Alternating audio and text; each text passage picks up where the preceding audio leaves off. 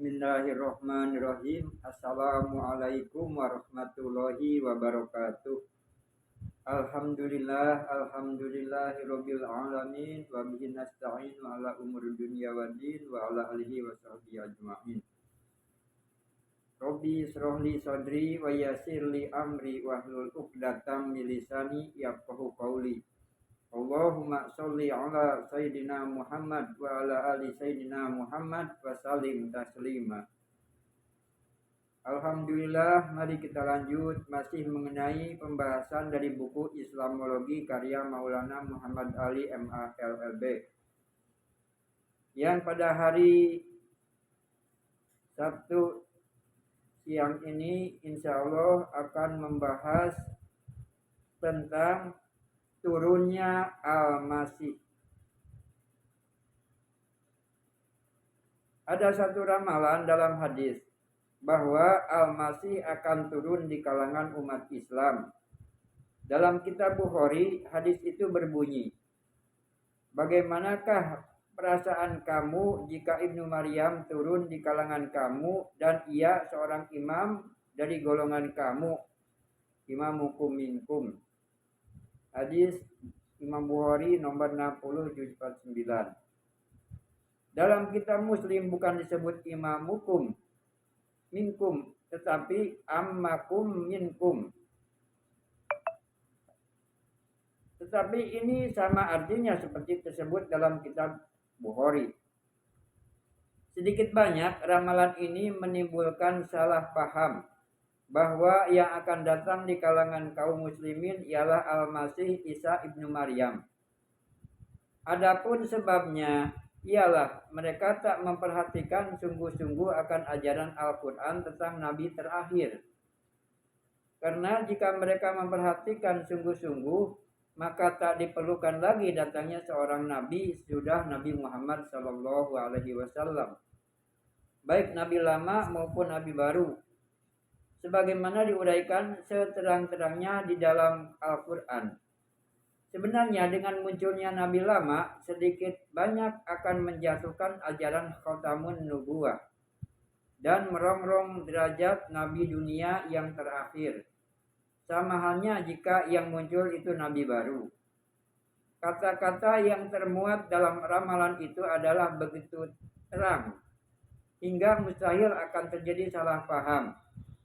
Jika orang suka memperhatikan kata-kata itu, Ibnu Maryam yang disebutkan dalam ramalan itu terang-terangan disebut seorang imam dari golongan kamu.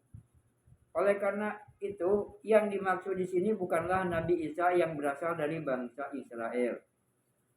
Ramalan tentang turunnya Al-Masih di kalangan kaum muslimin hampirlah sama dengan ramalan tentang turunnya Nabi Ilyas yang kedua di kalangan kaum Bani Israel.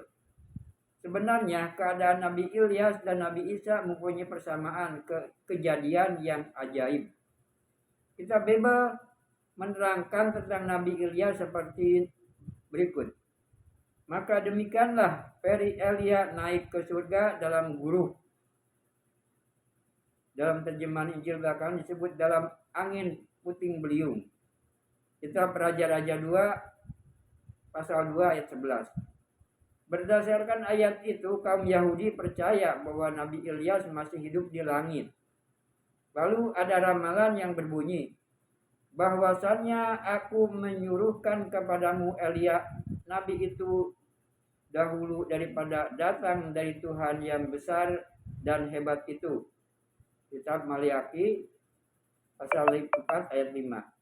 Ini menunjukkan bahwa Nabi Ilyas akan turun ke bumi sebelum datangnya Nabi Isa. Namun demikian, harapan yang didasarkan atas ayat tersebut tetap tak kunjung datang. Nabi Isa dihadapkan pada kesukaran ini. Maka murid-muridnya pun bertanya kepadanya sambil berkata, apakah sebabnya segala ahli Taurat mengatakan bahwa tak dapat tiada Elias akan datang dahulu? Kitab Matius pasal 17 ayat 10. Nabi Isa menjawab, memang Elias itu datang, tetapi aku berkata kepadamu bahwa Elias itu sudah datang, maka tiadalah dikenal orang akan dia. Maka barulah murid-murid itu mengerti bahwa ia mengatakan kepadanya tentang hal Yahya Pembaptis. Matius pasal 17 ayat 11 sampai 13. Mengapa dalam ramalan Yahya Pembaptis disebut Elias? Karena beliau dikatakan dalam kitab Bible sebagai berikut. Dan ialah yang akan berjalan di hadapan Tuhan dengan roh kudus, roh kuasa Elias. Lukas pasal 1 ayat 17. Dalam Al-Quran tak ada satu ayat pun yang menerangkan bahwa Nabi Isa naik ke langit.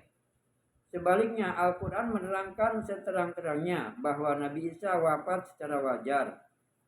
Oleh karena itu tak ada alasan sedikit pun untuk mengira bahwa Nabi Isa masih hidup di langit. Selanjutnya kitab Bible menerangkan seterang-terangnya bahwa Nabi Ilyas akan diturunkan. Tetapi ramalan yang diuraikan dalam hadis tentang turunnya Nabi Isa ditambahkan kalimat sebagai berikut. Ia adalah seorang imam dari golongan kamu.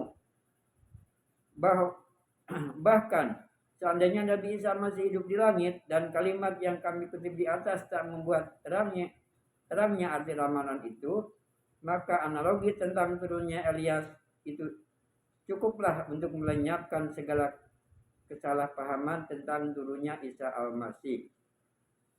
Ditambah lagi dengan adanya kenyataan yang amat menentukan dan amat kuat bahwa karena kenabian telah berakhir pada diri Nabi Muhammad SAW, maka kenyataan ini menutup segala kemungkinan datangnya seorang nabi sesudah beliau, baik nabi lama maupun nabi baru. Demikian pembahasan untuk siang ini, insya Allah sambung besok. Terima kasih. Wabillahi taufiq wal hidayah. Wassalamualaikum warahmatullahi wabarakatuh.